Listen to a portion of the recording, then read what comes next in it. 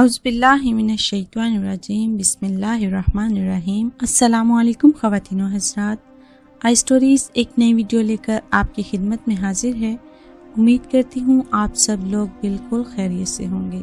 خواتین و حضرات، آج جو وظیفہ لے کر آپ کی خدمت میں حاضر ہوئی ہوں، اس وظیفے میں آپ کو کلمہ طیبہ کے بارے میں بتایا جائے گا۔ یہ وظیفہ ان لوگوں کے لیے بہت ہی خاص وظیفہ ہے جو کہ اپنی پسند سے شادی کرنا چاہتے ہیں اور چاہتے ہیں کہ ان کا رشتہ وہیں پر ہو جہاں وہ چاہتے ہیں۔ تو ان رشتوں میں رکاوٹیں ہوتی ہیں، کچھ مشکلات ہوتی ہیں، کچھ گھر والے نہیں مانتے، تو ان لوگوں کے لیے بہت ہی خاص یہ وظیفہ ہے۔ اللہ تعالیٰ نے اپنے کلام پاک میں اس کا بہت ہی اثر رکھا ہے۔ اگر آپ یہ وظیفہ کرتے ہیں تو آپ کے لیے بہت ہی آسان اور بہت ہی مجرب وظیفہ ہے۔ اس کو کرنے سے آپ کی بہت ساری مشکلات حل ہو جائیں گی۔ خواتین و حضرات، حضرت انس بن مالک رضی اللہ تعالیٰ عنہ سے روایت ہے کہ حضور نبی کریم صلی اللہ علیہ وآلہ وسلم اور آپ کے پیچھے حضرت معاذ بن جبل رضی اللہ تعالیٰ عنہ ایک ہی کجاوے پر سوار تھے۔ حضرت سید عالم صلی اللہ علیہ وآلہ وسلم نے فرمایا، اے معاذ۔ حضرت معاذ نے عرض کی، یا رسول اللہ، میں حضور کی خدمت میں حاضر ہوں۔ حضور نے پھر فرمایا، اے معاذ۔ حضرت معاذ نے کہا، یا رسول اللہ، میں حاضر ہوں آپ کی خدمت میں اور فرما برداری کے لیے تیار ہوں۔ 3 مرتبہ حضور نے اسی طرح فرما کر ارشاد فرمایا، جس شخص نے کلمہ طیبہ لا الہ الا اللہ محمد رسول اللہ کے صدقے دل سے گواہی دی، اللہ تعالیٰ نے اس پر دوزخ کو حرام کر دیا۔ کہ حضرت معاذ نے عرض کیا، یا رسول اللہ، کیا میں لوگوں کو یہ خوشخبری سنا دوں؟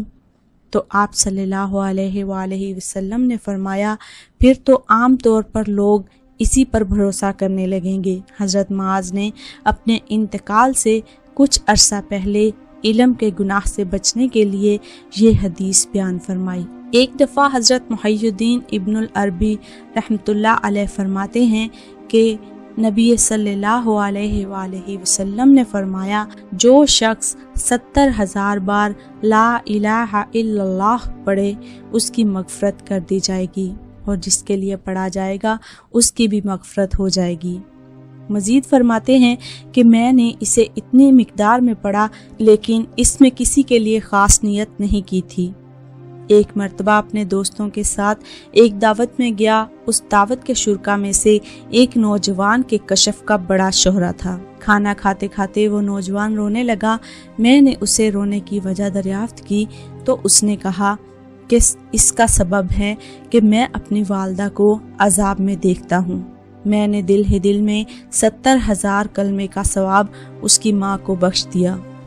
وہ نوجوان فوراً ہی مسکرانے لگا اور کہا، اب میں اپنی ماں کو بہترین جگہ پر دیکھتا ہوں۔ خواتین و حضرات، اس کے اور بھی بہت سارے فائدے ہیں اور بہت سے ایسے کلمہ طیبہ کی بہت ساری برکات ہیں، اور اللہ تعالیٰ اس میں اپنے رسول حضرت محمد صلی اللہ علیہ وآلہ وسلم کے ہونے کی گواہی دیتی ہیں، اور لوگ بھی کلمہ طیبہ کو پڑھ کر اس کے اللہ تعالیٰ اور اس کے رسول صلی اللہ علیہ وآلہ وسلم کے اللہ تعالیٰ کے رسول ہونے کی گواہی دیتے ہیں۔ یہ کلمہ بڑی ہی برکت والا ہے۔